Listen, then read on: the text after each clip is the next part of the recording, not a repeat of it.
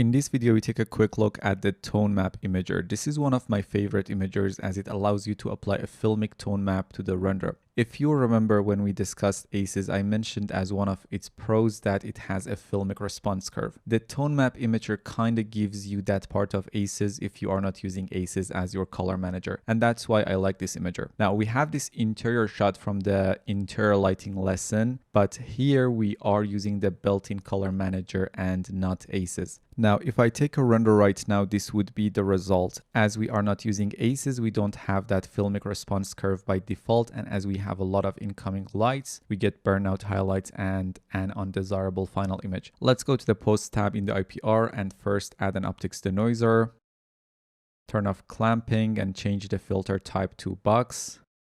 And then add a tone map imager. Maximize and start the IPR.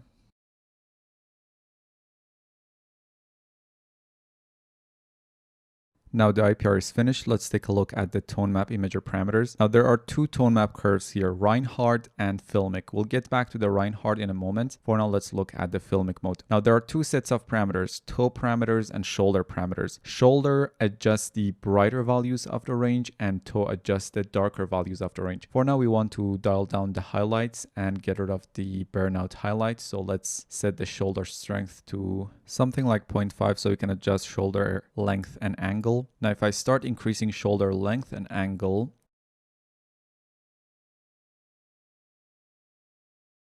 we can tone down the highlights and get a much more pleasant result. You notice the image starts to look like an ACES render as we no longer see any visible burnouts and we keep a lot of details in the highlights. Now, shoulder length is the amount in f-stops of brighter values affected by the curve.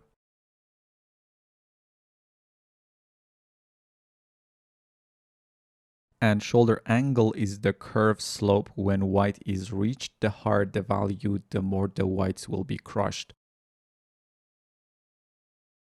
So it's better to not set shoulder strengths to 1 at something like 0.5, 0.6, 0.7 because it will kind of affect the toe parameters as well. Now, in this case, let's set the strength to around 0.5, length to around 2.5, and shoulder angle to 0.7.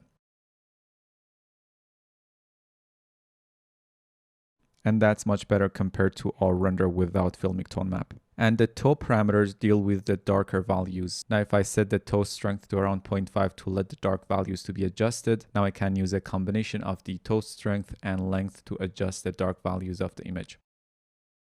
For now, let's set the toe strength to around 0.5 and toe angle to around 0.7. Now, if I change the curve to Reinhardt, it gives us two simple parameters to control the highlights and shadows. We can get rid of the burnout highlights by reducing the highlights. And now you can see the image looks flat because the darker tones are not dark enough. So let's fix that by increasing the shadows value.